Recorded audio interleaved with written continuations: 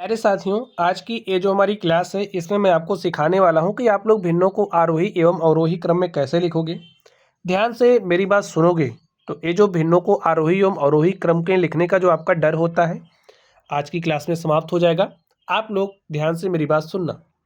तो स्टूडेंट्स चलिए हम लोग सॉल्व करते हैं क्वेश्चंस को। देखिए, सबसे पहला काम आप लोग ये सीखिए कि भिन्नों में आप बड़ा छोटा कैसे पहचानोगे, क्योंकि अगर आपको बड़ा छोटा पहचानना नहीं आ रहा है तो आप लोग आरोही एवं अवरोही क्रम में लिखोगे कैसे। सबसे पहले हमें पहचानना पड़ेगा ना सबसे बड़ी भिन्न हमारी कौन सी है, तभी तो आप इसे आरोही क्रम में लिख पाओगे। तो चलिए आप लोग पहचानना सीखिए। देखिए, हमारे पास तीन तरीके की स्थिति आएगी। एक स्थिति ऐसी हो सकती है, कैसी, ध्यान से देखिए। एक स्थिति ऐसी होगी कि जो भिन्नें हमारी होंगी, सभी भिन्नों के हर क्या होंगे, समान होंगे। जब भिन्नों के हर समान होंगे तो सबसे बड़े अंश वाली जो आपकी भिन्न होगी वो क्या होगी, बड़ी होगी। देखिए, बड़े अंश वाली भिन्न बड़ी तथा छोटे अंश वाली भिन्न आपकी छोटी होगी। दूसरी स्थिति ऐसी होगी कि सभी भिन्नों के अंश समान हों। जब सभी भिन्नों के अंश समान होंगे तो इस स्थिति में स्टूडेंट्स छोटे हर वाली भिन्न बड़ी होगी। जिस भिन्न का हर छोटा होगा वो बड़ी होगी तथा बड़े हर वाली भिन्न क्या हो जाएगी, छोटी हो जाएगी। समझ गए। तीसरी स्थिति ऐसी होगी कि ना तो अंश समान होगा ना तो हर समान होगा। तो इस स्थिति में हम भिन्नों को दशमलव में चेंज करेंगे, उसके बाद उसमें बड़ा एवं छोटा पहचानेंगे। अब आप लोग ध्यान से देखिए। देखिए, हमारे पास दूसरी स्थिति आ गई ना, जब भिन्नों के अंश समान हो। तो इस स्थिति में आप बताइए कौन सी भिन्न आपकी बड़ी हो जाएगी।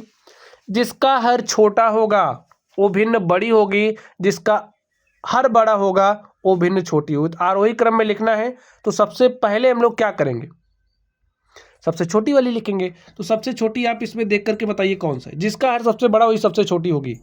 तो हर इसका यही बड़ा है। देखिए, 7 है, यहाँ 5 है, यहाँ 2 है, यहाँ 1 है, तो यही सबसे बड़ा है ना। तो ये आपकी सबसे छोटी भिन्न होगी। तो 3/7 लिखिए। 3/7 से अब बड़ी वाली लिखनी, इससे जस्ट बड़ी कौन सी होगी, ध्यान से देखिए, ये वाली 3/5। अब आपकी इससे बड़ी देखिए 3/2 होगी। और आपकी सबसे बड़ी कौन होगी, जिसका सबसे अंश छोटा होगा ये सबसे बड़ी हो जाएगी। समझ गए। चलिए अब देखिए, यहाँ पर पहली स्थिति में हमने क्या बताया, हो सकता है कि सभी भिन्नों के हर समान हो। यहाँ पर देखिए सभी भिन्नों के हर समान है। जब सभी भिन्नों के हर समान होंगे तो जिस भिन्न का अंश बड़ा होगा वो भिन्न आपकी बड़ी होगी, जिस भिन्न का अंश छोटा होगा वो भिन्न आपकी छोटी होगी। बस इसी कॉन्सेप्ट को यहाँ पर आप अप्लाई कर दीजिए।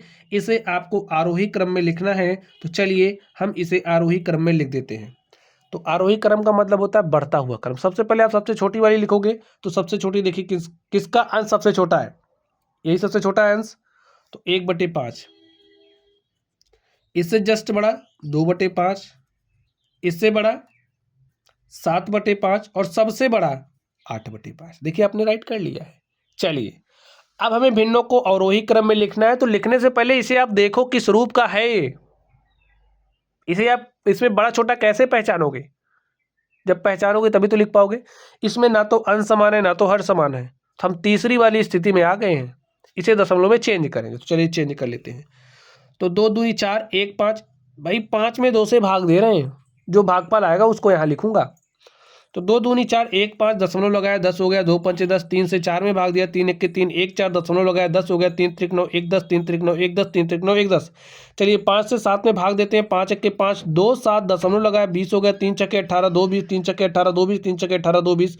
चलिए 7 से 8 में भाग देते हैं, 7 1 के 7, 1 8, दशमलव लगाया 10 हो गया, 7 1 के 7, 3 10।